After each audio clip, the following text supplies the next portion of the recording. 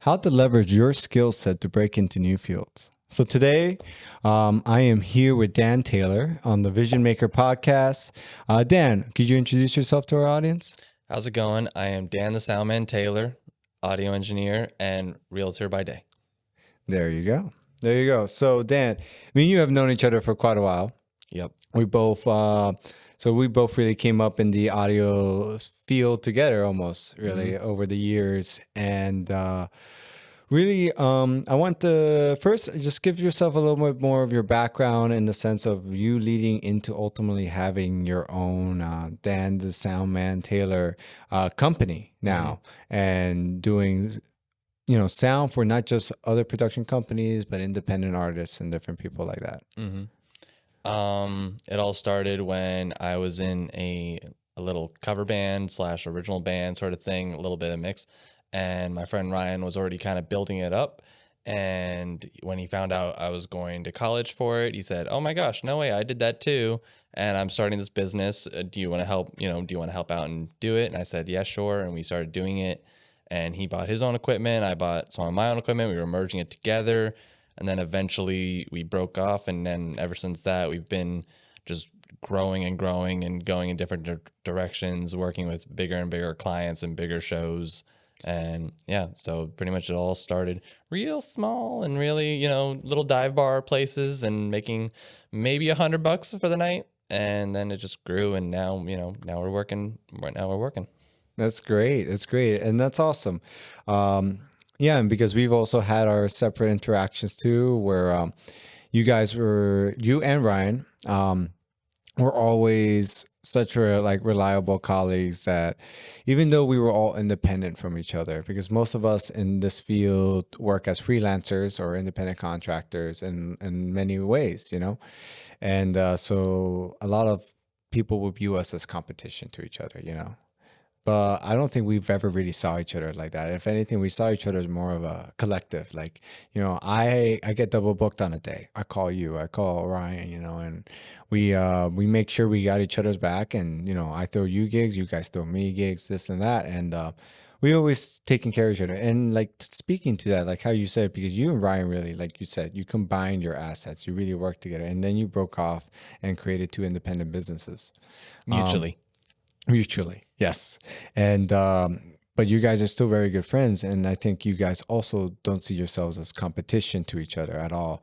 Can you speak a little bit from your perspective and how you feel about that, like in that sense that like you guys are parallel businesses and you guys work with a lot of the same companies too, and so it's not like you could step on each other's toes, but just talk about like that kind of just like a agreement, and just like that friendship. We it all really comes back to like you were saying of how like we're much more like a collective kind of thing, kind of building on each other, iron sharpening iron. Like even you helped me get my biggest job. That's been my main source of income, so thank you for that.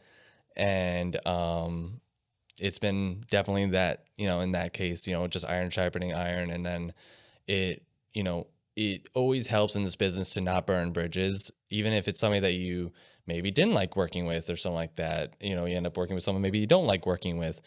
Still don't burn that bridge, because heaven forbid if Ryan's not available, then maybe that other person is. But even if someone that you didn't get along with that great, if they're still good and professional and get the job done, then that's still someone to call. And so it's really important to not have a competitive mindset in that field, because there's not enough sound techs, really not enough good sound techs, I should specify, that you can call. And so you have various people that it's almost like they kind of get a bad name for themselves, that if you do recommend that person will be like, I don't know about that guy. So you really got to keep in mind of who you're recommending. And Ryan's always been great. He's always recommended me to other people. You've recommended people. I've recommended you to people. It's just, you're always building others and making sure to build that really, that valuable Rolodex, if you will, in the sense of you always have someone to call. And then a lot of time that artist will call you first, even though you're the one who maybe didn't work the gig and referred it out, and then be like, oh, hey, do you still have that person's contact, or are you available this time? And so a lot of time it still kind of comes back to you in a sense. And my mentality always with working with mutuals, like with you or with Ryan, I know there's some people out there that'll try to take like a little on the top kind of thing, but it's like if it's all their equipment and all their stuff and everything, it's like, nope, it's all free. It's all it's yours. It's your gig. And so I've always found it to be a much more positive experience to not burn bridges, not Yeah. create competition, and always to be courteous to everybody, even if it's a band that maybe you didn't get along with or something, that to always just, leave it with a positive experience and come in with a positive energy. Yeah, you never know where it's going to lead, you know. And I think you said something too that, because you said it before slightly and then you switched it. It was funny. There's not enough, like you said, good sound techs, but you almost said reliable. And I think that's really the word. There's not enough reliable sound techs. Correct. Because I feel like you just have to be up to a certain level of technical skill. But you have to make sure, like, I can count on you to be there on time, to be courteous with the client, to at least know up to a certain level where you can get the job done. Yes, that's of course is the baseline. But like when the client, you leave that person with the client, the client's going to feel good because, in our field, in a lot of cases, even in video production and photography and our creative fields, and even as a musician, when you're working with these clients, they're not super familiar with the real work behind what we do and the science and everything that we know, that they also don't understand the problems that we face during the job.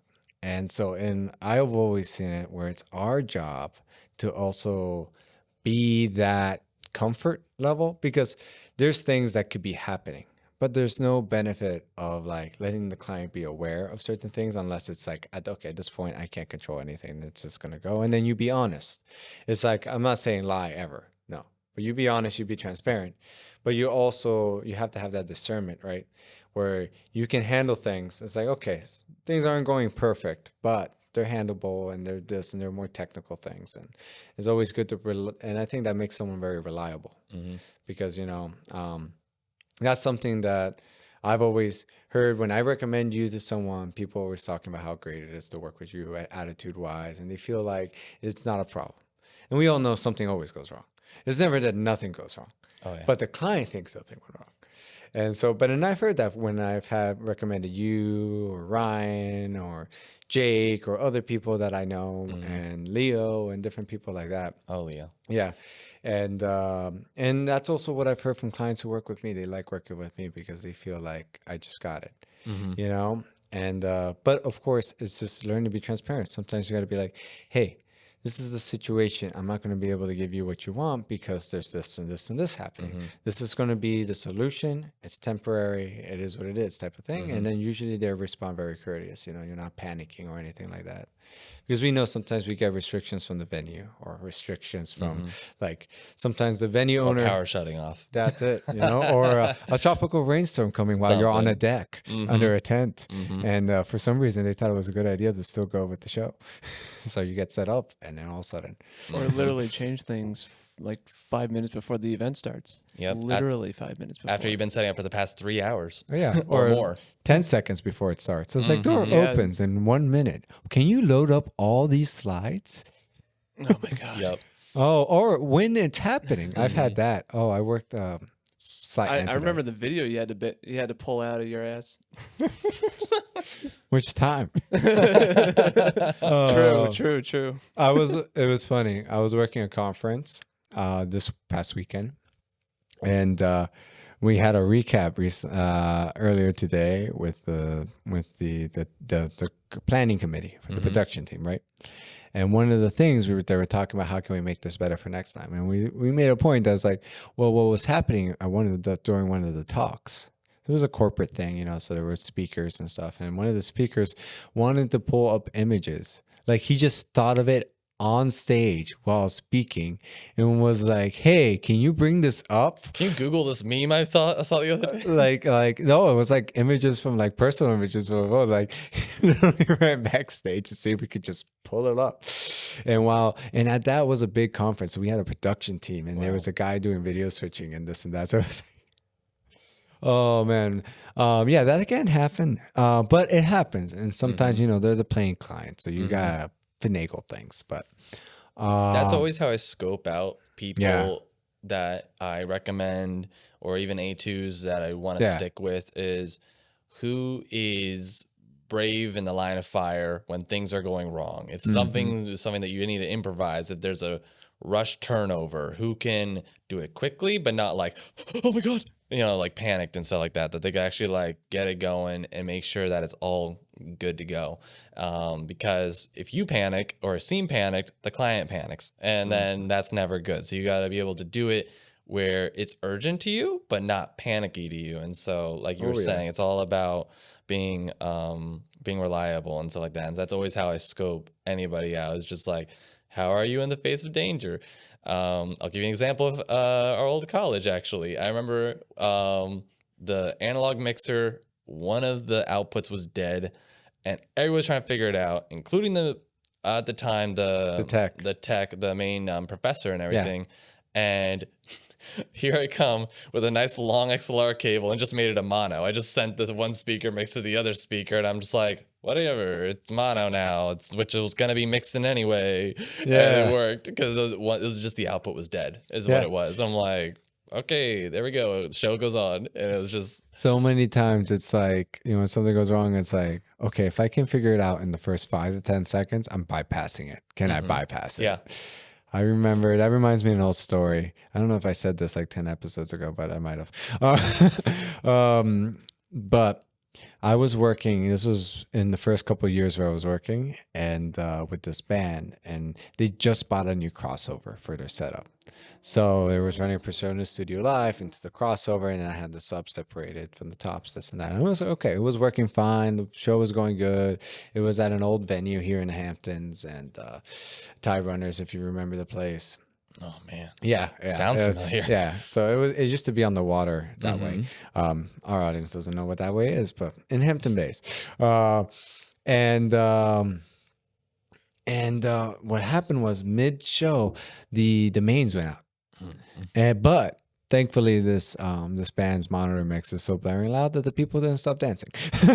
But the mains went out. I noticed, of course, and I'm just waiting for, like, at least it was the middle of a high energy song, so people were still dancing. It was later in the night too, so people, had enough to have fun.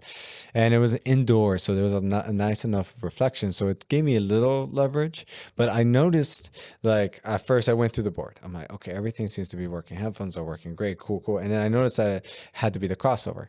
But what that involved is, since I had everything wired to use a crossover, and I had to rewire everything to use the out of the board. So I just figured, like, I can't get this crossover to turn back on. So I was just like, okay, let me go and rewire this, like, right now. So I just went into the back of the crossover. I set up for the daisy chain. I just ran over to the first speaker, turned all the mains off, real quick, rewired. I took the monitor, I turned it to the front. The singer, who was the band leader, is looking at me like, and I'm just smiling like, don't worry about it. And I'm like, Go with it, please. I turned the monitor. I'm like, just keep going. And I'm like, and then I rewired real quick, daisy chained the subs and the top. So this way I had a left-right mix instead of a sub and top mix. And then once I did that, killed the master on the board, turned on the speakers, slowly brought in the master, turned back the monitor, and then by the end of the song, there you go. It was a hustle. But that's what you do last minute. It's always So that's what makes the job fun, though. People, for some people, they need to have the heart and stomach for that. But I think that's why I like it so much. It's like, sometimes it's those moments that it's so much more fun. You're just like playing chess with the situation of like, how can I do this in the most strategic and smooth way? And if it's a crazy solution, do it with such confidence that they won't even blink, that it's like the weirdest solution and they'll just go, oh, okay, whatever. I don't know. Maybe we have to be masochists to love this field. I also love it. I think it's so much fun when like everything's going wrong and you're like, okay, because it's that adrenaline moment, but it's like playing chess. Yeah. You're getting strategic and you're like, okay, because signal flow. You got to run through everything as like in a second because things need to be fixed. Yep. That's an interesting way of putting it, because from my perspective, I'm the one that usually panics in those situations, to be honest with you. That's Truth. something I'm still learning, and I'm still trying to figure that out, how to approach, because the times when I have done that, like I said, I'm panicking in that situation, because I'm one of those where it's like I have everything all planned out, go according to my plan, do not deviate from the plan. Step 1, make the plan. Step 2, execute the plan. Yeah, pretty Step much. 3, throughout the plan. Yeah, pretty much.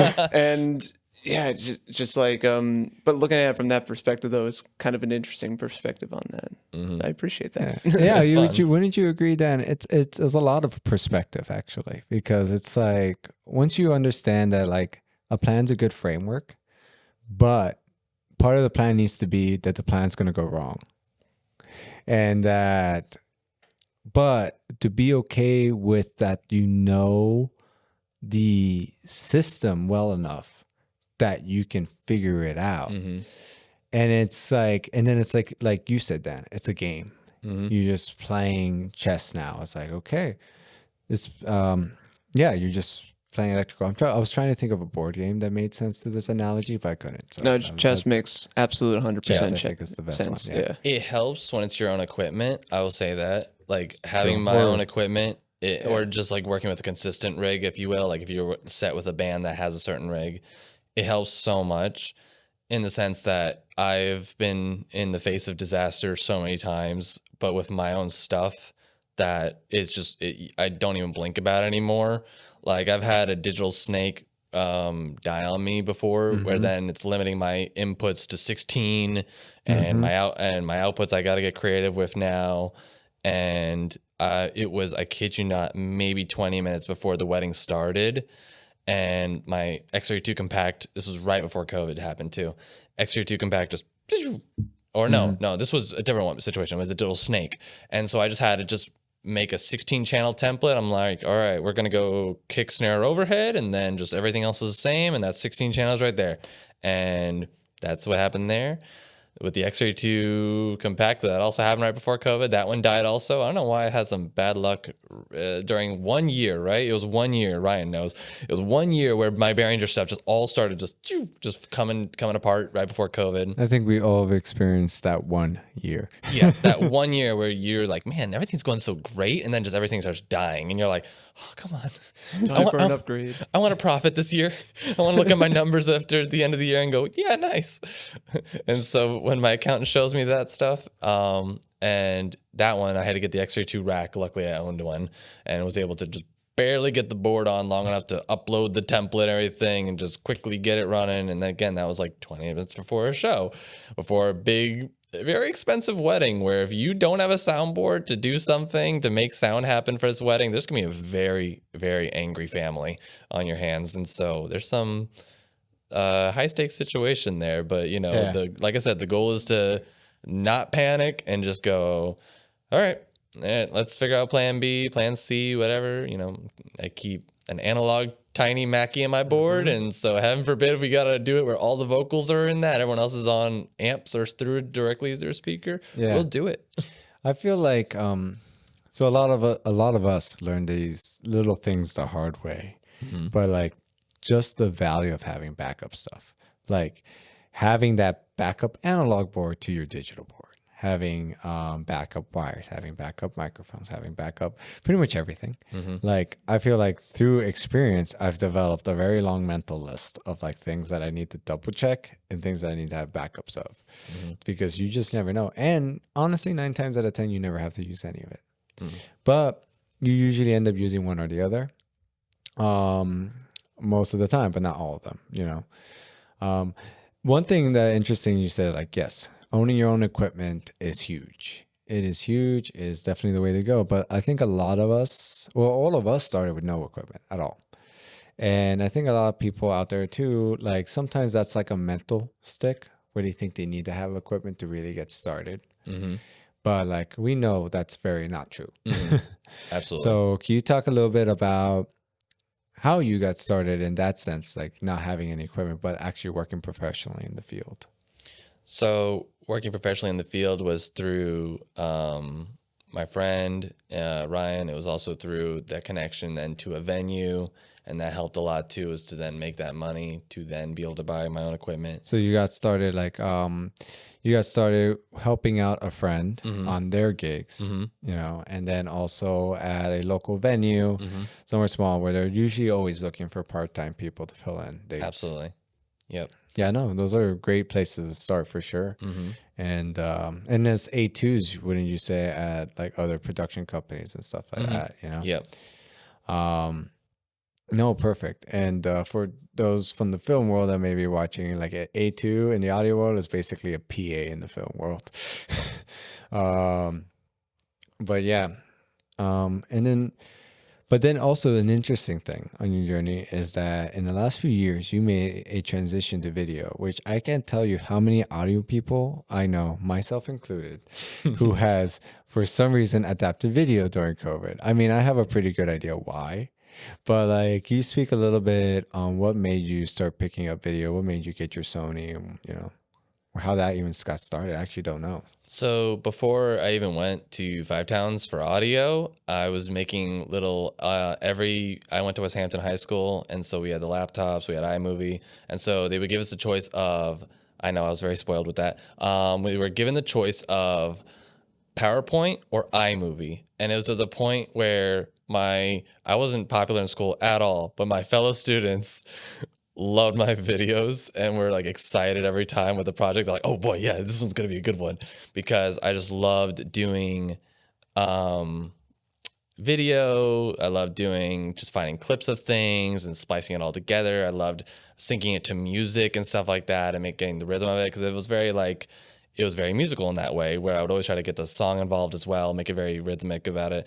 And so in the age of Instagram, it really pays off to that ever happened for me, because then now I, have the business to be able to then buy a camera and say, oh, this is a business expense, and use it for that. And I've been using it for both my real estate job, and I've been using it for the sound job of taking photos of things, getting videos of things, those little B-rolls and stuff like that, and then splicing it together to make Instagram reels. And it really, because of the audio part of it, the reason why I wanted to get a camera was, in audio, you become kind of a perfectionist. So you don't want that, cell phone sounding quality or cell phone looking quality. You're like, yeah, this doesn't look good. Especially when you work in venues, you realize that the video looks really bad because it's in low lighting. And so you're like, I need a real camera. And that's when I switched over, and I was looking at the Sony stuff because I saw it was smaller. I saw it was good in low light and stuff like that. I'm like, that's what I need, because I don't want to bring in all this lighting and stuff like that to, just get a couple little snapshots of the band I'm working with. I don't think they'll like that. I think they'll go, oh my gosh. And so I really wanted to pick up on it and really wanted to implement both the passion that I had in high school with my music stuff. And I gotta say, I've been having so much fun doing it, even if it's just for like little vacation stuff and little side things. And, Instagram tends to like that, apparently, when you just share like the tiniest little things like that. No, that's nice. I mean, you also been, so with developing that skill, I mean, and I think a lot of people start that way, It's funny enough that I used to make videos in high school too. I didn't have iMovie. I used a Windows Movie Maker because I didn't have a Mac. But yeah, and I was just with the cell phone, the dreaded 3GP file format that I think no one knows existed. I got, I think, super cheap, like open box. Do you remember the little flip camera things that had that like flip USB stick inside of it? Do you know what I'm talking about? It's like almost like cell phone shape. It's a little giant, little plasticky thing. It was like almost before GoPro. These things. I think it was called Flip for some reason. Sounds familiar. And you press the button. Flip sounds familiar. And you flip the button, and the USB stick goes and like comes out. And so yeah, those little things. I was using that. I think we got it for like super cheap out of box, like an older model. Now you don't see them anywhere. I'm surprised that they gave up, but But yeah, no, that's what I was. I'm sure someone knows what I'm talking about. I mean, it They were sounds super adorable. familiar, but damn. I just used my flip phone at the time. But Nice. You guys using your phone? My first camera was a VHS tape recorder. there That you was my first go. camera ever. Nice. There My you parents go. had one too. I Recording love Oh, onto that. my the tape and parents did too. everything, and then transferring over to the computer was an interesting process. Nice. But yeah, and then ultimately, like you said, you got into real estate as of the last 2 years now, I think. Now you've been in real estate. And you've been leveraging your skills with video and audio really to help boost your real estate, right? You're making your own real estate videos, your own real estate photos, and even helping with the social media for the team you're on, right? That's all been you. Um, can you talk a little bit to the how you basically, I mean, I have an idea of how you kind of thought about doing that, but really about how beneficial that has been to be able to do all your own. It's been very beneficial in the sense that it teaches you so many different skills, but just trying to do it. Getting your lighting right, even when you don't have the right lighting. I work in the Brooklyn market, and Brooklyn apartments can be pretty dark, so that's always fun. There's always the trick of when you're using a gimbal of like you there's so many realtors that I've seen that it will buy a phone gimbal and do it, and it'll still be so bad and so not interesting. And it's because they just have a gimbal and just walk around a room kind of thing, which is good. Some people like that kind of stuff. And I still do that. I'll still just get a phone tour, if you will, so that they can't make a showing, they can see it. But then I want to make that also that Instagram-y fun like shots. And so that's where the next skill I was going to say comes in. That's planning your shot and actually like, all right, this is the path I'm going to go in. This is what I'm going to do. This is the focal length I'm going to choose for this shot. This is the wide. This is the more interior shot. And it's definitely made me better at what I do just because you have to get, like I said, with lighting, you got to get creative with it. The tightness in some of these places, you got to get creative with it. I have a 11 millimeter LIOL lens that's amazing for that. And it really is up that creativity, and it's given me some value as a team member for sure, where I feel like I'm not as busy as some of my other team members real estate wise. I definitely am a more assistant role in a sense, where I do a lot of the showings, I do a lot of that stuff, I do a lot of the paperwork and things like that. And then that's my other that's another thing that I bring to the table is that. And so I've been able to then not be as busy in a positive way. That way it doesn't conflict too much with the sound stuff. And Yeah. it's really worked out that way, where I've been able to kind of master both jobs in that sense of being able to make sure that they balance each other very well while still having a life. No, that's great. And that's I the hard mean, part. and you mentioned some like really key things I think most people don't think about. It's like, actually planning your shot, that makes a huge difference in the whole mix of things, and actually being conscious of your movements and your lighting, because like you said, so many people just go with the phone. They don't think twice about it. But like when you're able to leverage some thought in those skills and other business ventures, it can be really beneficial. And in that sense, like you said, it's also acquired you that added value so you can have more leverage again, and on your team to also continue with everything else you're doing. Because I think in a lot of us, when we're in these creative fields, we stack up on work, even if you're just working for multiple places as a freelancer, or if you're a company and then you just have multiple clients. Either way, we stack up. And I feel like any true entrepreneur, because I feel like a lot of us creatives are, I wouldn't say all, but I would say most are entrepreneurial by heart too. Like musicians and too like that. Like why I say not all, but most is because there's also us that we are in this field, but we are perfectly fine just working for one company and just being that employee that does that, and there's nothing wrong with that. And that is a way, but I feel that a lot of us don't do that for the reason that we're also entrepreneur. That's why we stay freelance and we don't just stay as an employee at one company. That's why even if we start our successful company, we start doing real estate or other online ventures and like online businesses like I have and different things like that, because we're just, and that's why we're also like tend to transition. I feel like a lot of us that are like even further on that side, like we'll transition from different creative fields because um, there it's more about the creativity than it is about the one craft. It's Would true. you agree? Yeah, absolutely. It's definitely about the creativity and utilizing all of those skills to, the whole master of none kind of thing. Jack of all trades. Yeah, And jack master of of all none. trades, master of none kind of thing. Definitely, it hits close to me in that Yeah. sense. Where it's like I'm that way even as a musician, where it's like, yeah, I can hold a groove on drums, but I'm not Victor Miranda, and and I can play guitar, but I'm no John Taco, and I'm Yeah. no whatever. Look John Taco up, You won't regret it. and that kind of thing. I'm similar as that as an audio engineer. As a live audio engineer, I would say I would try to put a little more heart into it. I feel like I put a little more heart Yeah, into that than I do course. my other skills. Because I put so much time and money into it. This is like, if I don't, it's like I kind of have to.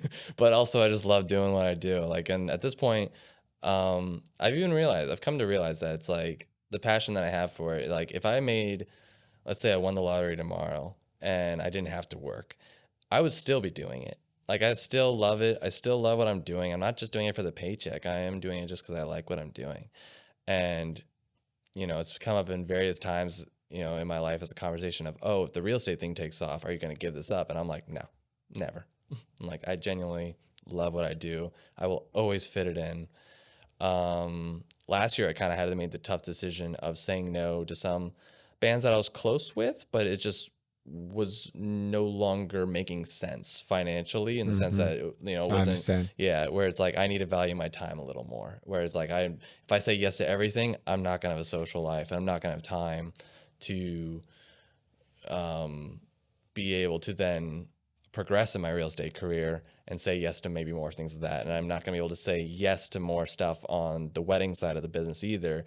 And so for the more smaller acts, I kind of had to step away a little bit and be like, I'm sorry, unless it absolutely is, like wintertime, I'm a little more lenient because, it's like a little quiet right now. And so it'll be a little more like, okay, sure. Would you say in the beginning that you've always had this mindset, or would you say in the beginning you really didn't say no to things at first? I really didn't say no to things, and especially post-COVID. Like 2021, June of 2021, I made the mistake, and that was when I started the real estate thing too. And so I started the team, and I was saying yes to everything. And so 2021 was a wild year in that sense. So would you say that was like kind of a turning point in your mindset when where you realized like, I can't say yes to everything. I need to put more thought into it. If I take this or not, does this make sense or not? Yeah.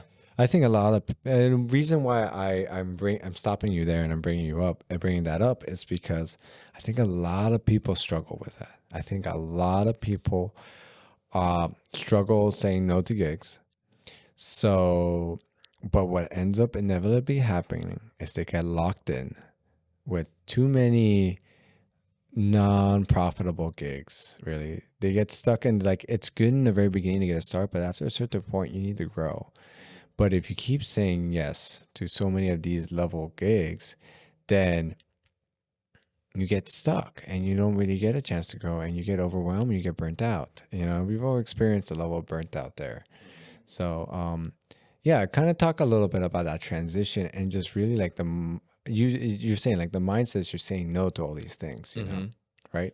Yeah. But really talk about like your personal experience when it came to that transition. Like, So it was very like, not emotional. It was very like just business oriented towards the band. It's like, we're friends. It's all great. And I was to the point where I very gently did it in the sense of like, hey, if you're ever in a really big pinch, I will, see what I can do either with the finding a reliable referral or something like that. and we'll go from there. And then 2022 is when I had to then, after 2022, so this year now, my New Year's resolution was then doing the same with the real estate, because I kept saying yes to so many different showings and being almost like too malleable and too just working with what everyone's schedule was, even though my team leader told me not to. My team leader is the most chill guy, and he's just like, stop doing that. Like, if they can't make that time, they don't want that place. And so I finally started putting that into practice of like, yeah, no, if they can't make that time, they don't want it. And it works. It's insane. So it's just like a matter of like, like let's say somebody wants to schedule something for a shoot here, and you're trying to make it work as much as possible, but even still they're being difficult. You got to just set that date, set that time, and if they cannot make something work, it's just not meant to be, because that's genuinely what's been happening. And I gotta say, it's worked so well, and it's created better competition, because then by doing that, by hosting like not an open house, but like a small open house kind of thing, they see other people and stuff like that. They see the competition, and it's like, all right, I'm going to rent that place, even though it's been on the market for whatever, or I'm going to buy that place, even though it's, been on the market for a while, but I've been individually showing to be too malleable and too nice, if you will. And so for this year, it's been that transition now, because Dan the Sound Man had to do that, and now I'm doing that with that, where it's like, all right, I need to worry about myself and me to make sure to make time for myself and my wife and my family and friends. And so it's been good. And so far this year, it's been a good goal.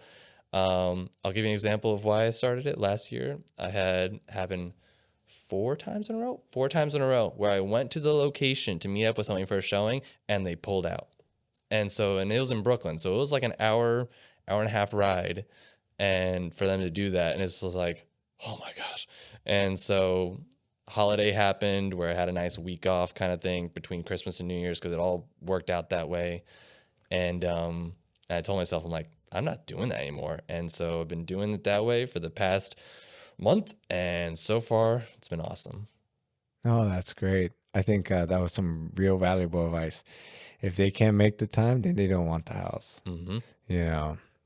I've heard similar. It's like you think you're working with people, but it's funny that the more and more I learn, and the more as I grow, and I'm sure you're realizing this too, that how do I put this? I want to say low level, but really like low pay clients.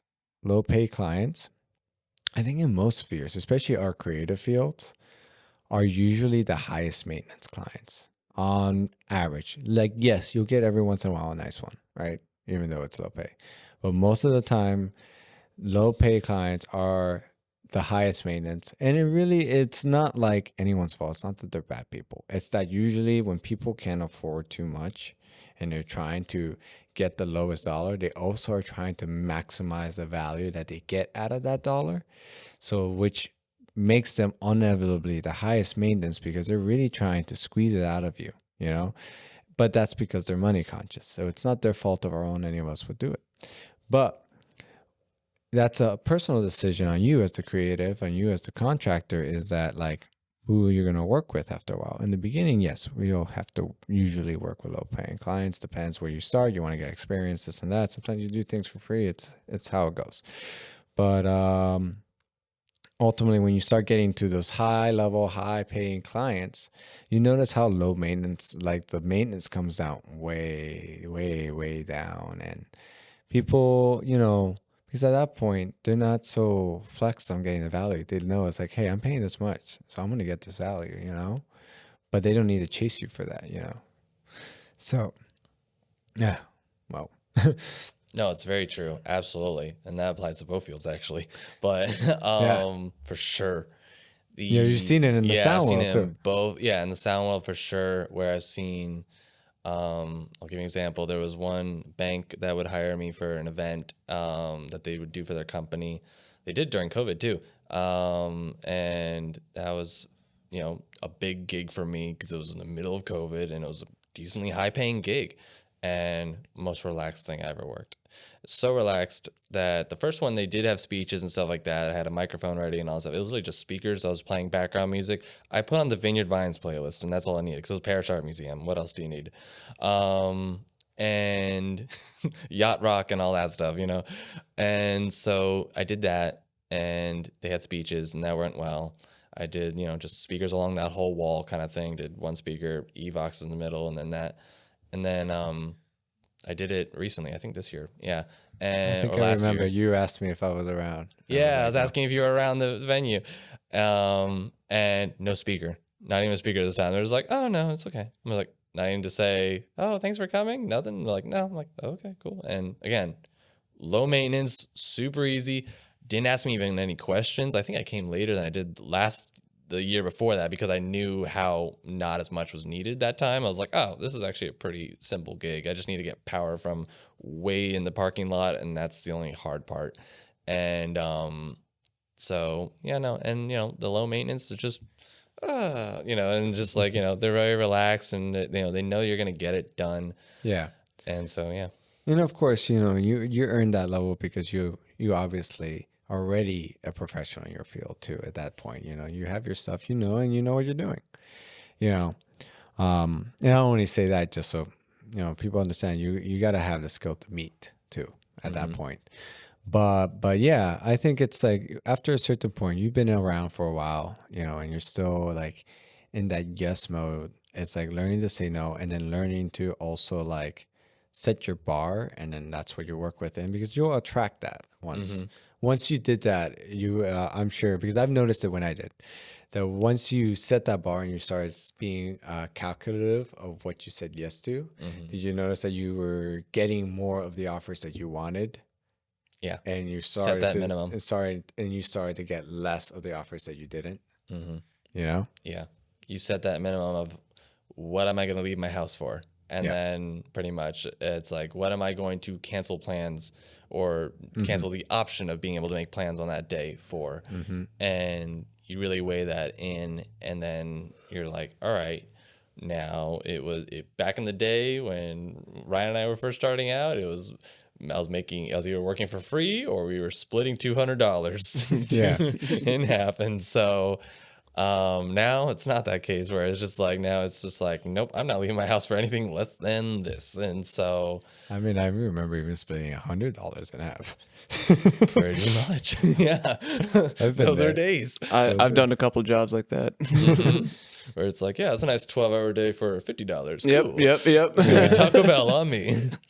Oh yeah, yeah. I mean, you know, but it's like, but at the beginning, sometimes you don't even know for you, like sweet food, Absolutely. gas, Experience. I didn't waste gas on that one. You mentioned about getting started with Yeah.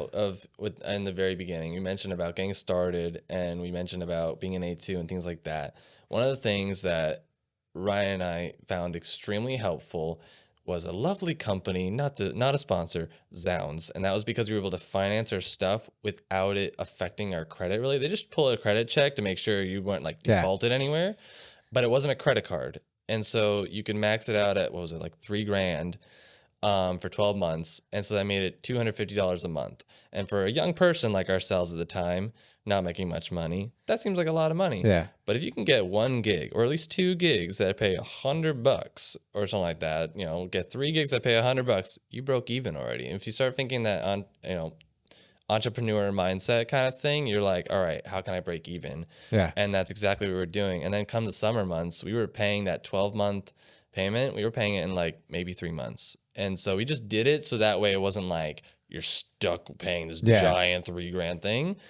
And it like really got us started so quickly. And that is super smart, because I've done very similar things. You can do that with B&H, Sweetwater as well, and different things like that. But, well, as a disclaimer, you know, we are not financial advisors, and we do not take us as credible financial advice. But there is a lot of merit to maybe consulting if you have an accountant or somebody else that you work with, and this, then look at your budget, but understand that, like, yes, there are ways to get equipment, and you really got to be smart about it, because like you said, the way you did it was very smart. Is that like, okay, I need X, Y, and Z. You know, it's like, if you're in film, you know, I want this camera. I want the Blackmagic 6K. I want that red camera. I want that new Sony FX3 or this or that.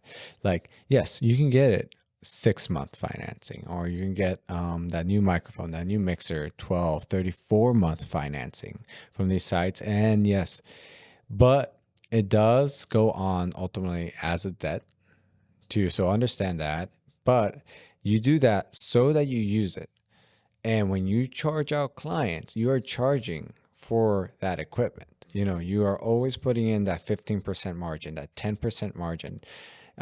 So you can also profit. So you put on 20%, like, so you want to think about what you want to take home. So in a hypothetical, say your take home, maybe if you're just starting out and this and that, and you know what you're doing, but you only have a few gigs under your belt. Maybe your take home is $300. You want to make sure you take $300 home, and that's where you're happy. Okay, great. Then you add in that, 20, 25%, whatever it is. So that's like, let's say extra $50 more cents. I'm pretty sure that math isn't right, but it's okay. And so you charge $350 to the client. Now, when you get home, you take home the $300 and then you add that $50 to on top of your normal payment that you would make that month for that equipment. But you get the equipment. But then as you get like better equipment, and you get the skill level, that's where it comes up, because when you're charging more, like you said, you reallocate it and you make sure you're dedicating payments towards it. That extra profit margin, because that's how you're smart. That's how you pay off, and that's how you're not stuck actually paying out the full 12-month, the full 34-month, the full 6-month financing, because you don't want to be stuck with the interest after that. So I thought that's very smart, because that should be the mindset. It's not that, oh, I have no gigs and I'm not going to get any gigs, but I really want this mixer. No, that is called putting yourself into debt. And that will ruin your credit score, and that would be a big no-no. So, if I may interject, I have a little bit of a question though, Yes. to add to that a little bit, in regards to like making the decision of like starting off with like splitting the $200 jobs and stuff like that at the very beginning.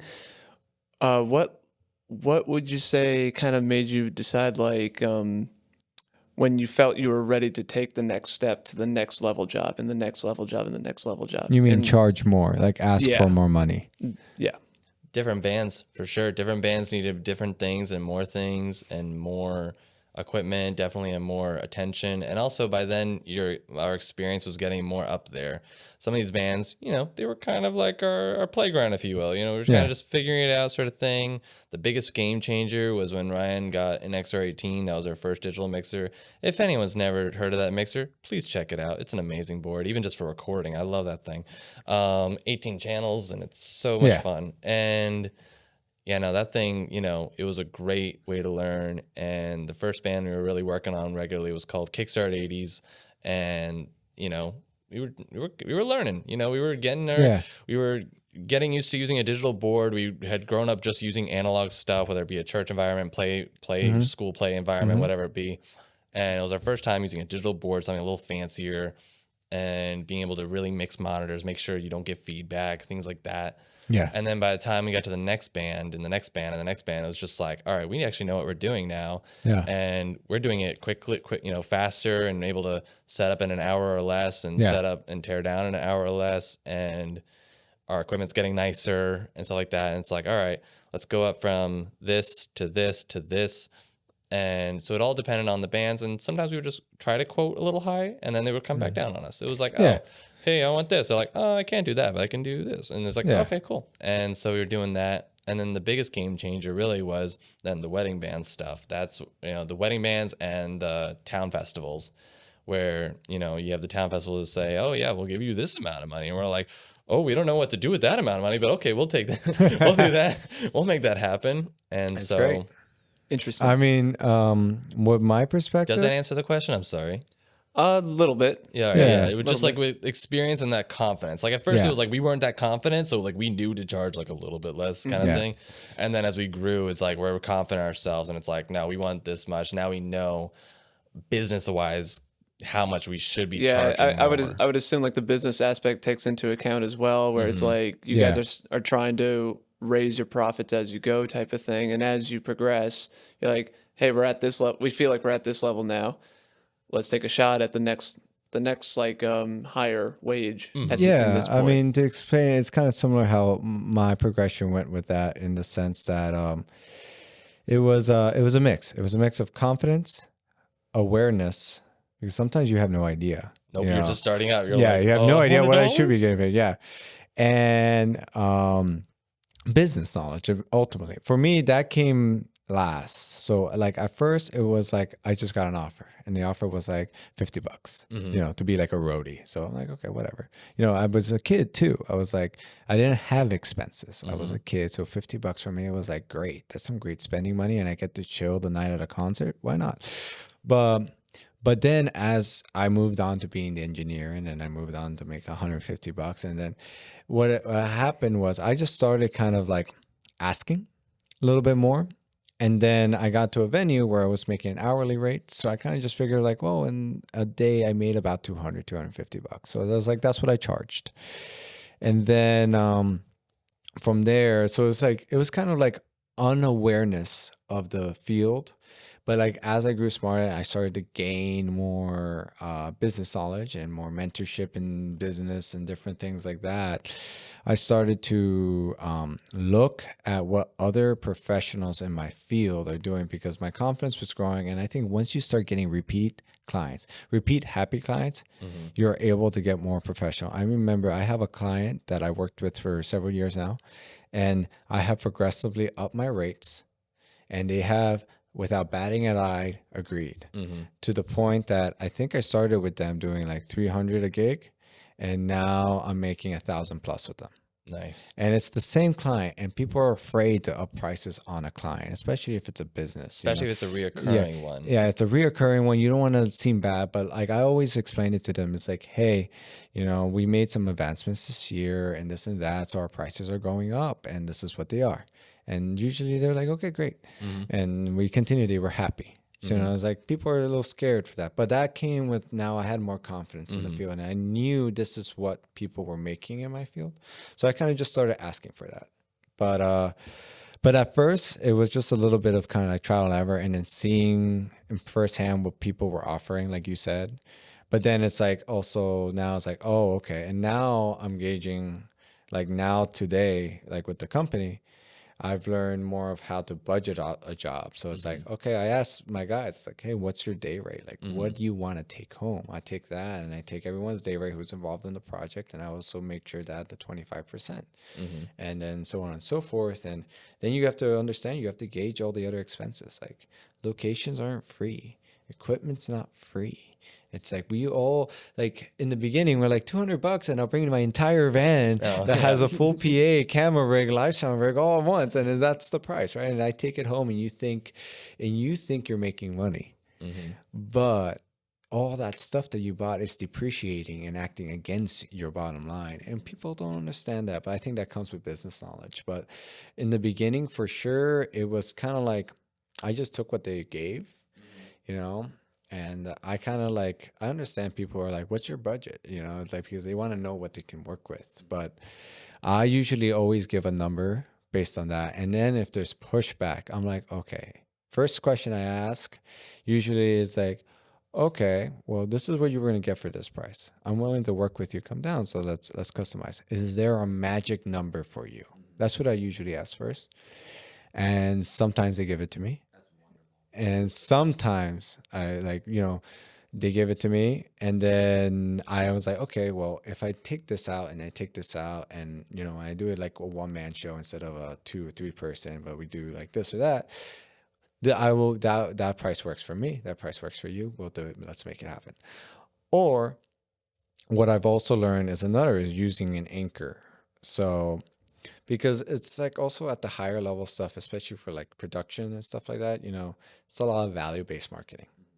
So because at that point we're selling a result, you know, so and a certain level of quality, because this is now higher level stuff, you know, this is usually more when you have your own company. But you would set what's called an anchor, you know, like this is the price, you know, like this is like because say if your business is going to make, I'm going to make a marketing asset for you. And now in a video sense, I'm making a marketing asset for you. And this is going to make you $60,000 this year, you know, because your average client is 5,000.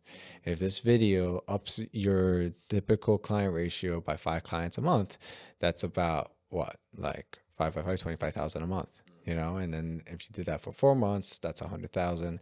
If this helps you get you these clients, you know, increase, because this is the whole why you're coming to me. You want to get more awareness, more clients coming in, closing more calls, you know. Then what's a $5,000, $10,000 video to you? You know, you just got 100 grand, but you set your anchor at 10, right? And then they're like, okay, this and that. And it's like, okay, you know, even after that, it's like, okay, so what I'll do for you is I'll move this around, and we can settle for 8. Great. There, we're done. You know, but you set your anchor. So now everything you're good, you know?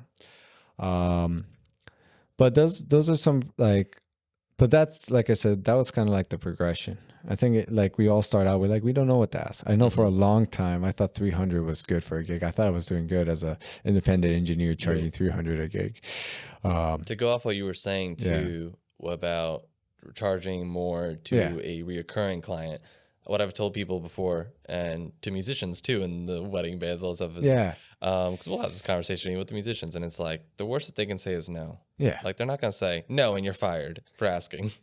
Like they're never gonna say that. Like if you're doing a good job, yeah, exactly. And so the worst they can say is just no, or the worst they can say is we'll come down from that to this, and then you know that's you know they might meet you in the middle. Yeah, they may meet you in the middle kind of thing, and you got to be, you know, working with that and be a little bit lenient, especially if it's a reoccurring client that you really like, and if it's like a good volume too. You always got to take that into account as well. Yeah, but the best thing against that, if you have a fear with certain reoccurring clients, is just going out and getting hired the clients that really are going to pay what you need. Because I get that sometimes with reoccurring clients, they don't want to change their price. You know, but with the bar bands, with a lot of times, that's part of why I had to say no, is because for the past 5 years. We were trying to charge, you know, we got stuck on a rate, you know, we capped. There was no, they would say, oh, well, the bar's not paying us anymore. And it's like, well, then I can't help you there. I'm like, I'm so sorry. Like, you know, prices. Yes.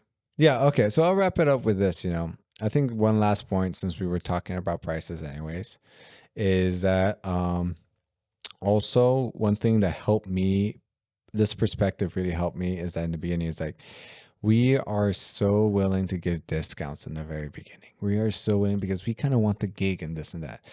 But that is just detrimenting your own future progression and yourself and the client. You know, it doesn't help anyone actually, because, you know, if you say your price is 500, but then they ask you for 200 and you say yes, now you're just undermining the value. Like, why you're just saying numbers, you know?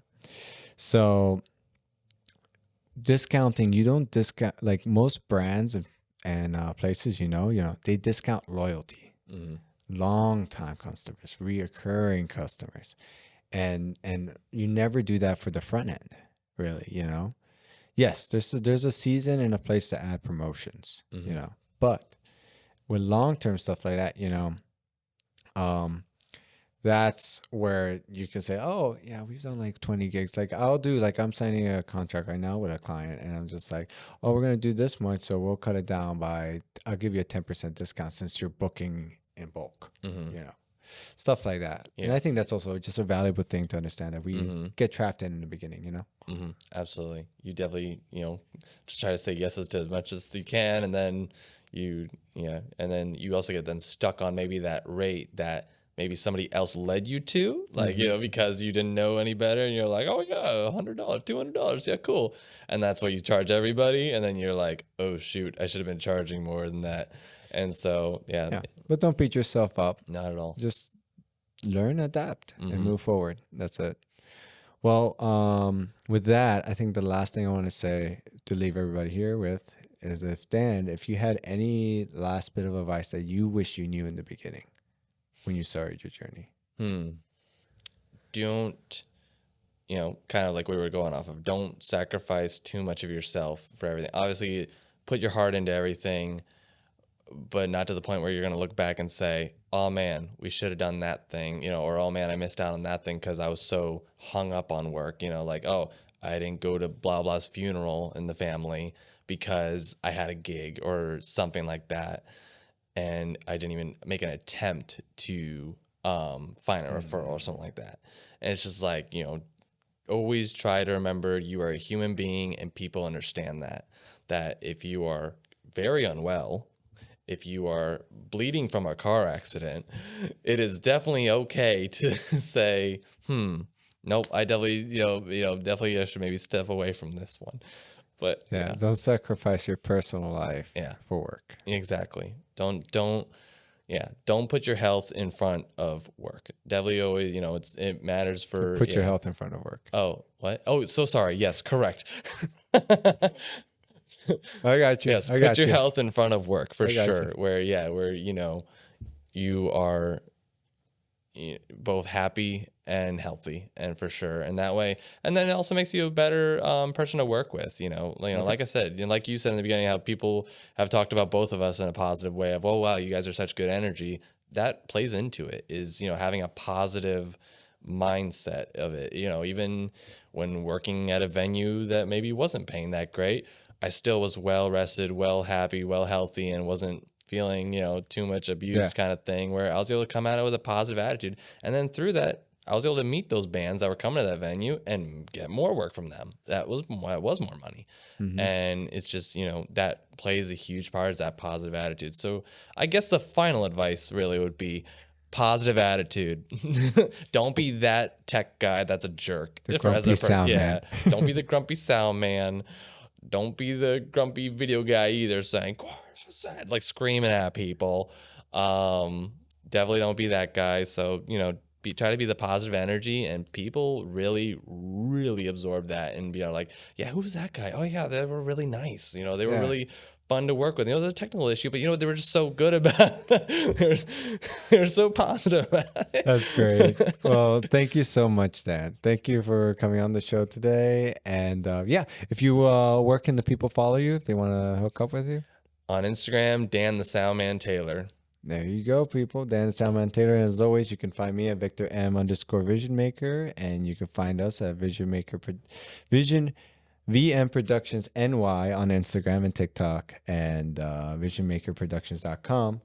And catch the rest of our episodes online. See you guys next week. Thank you so much.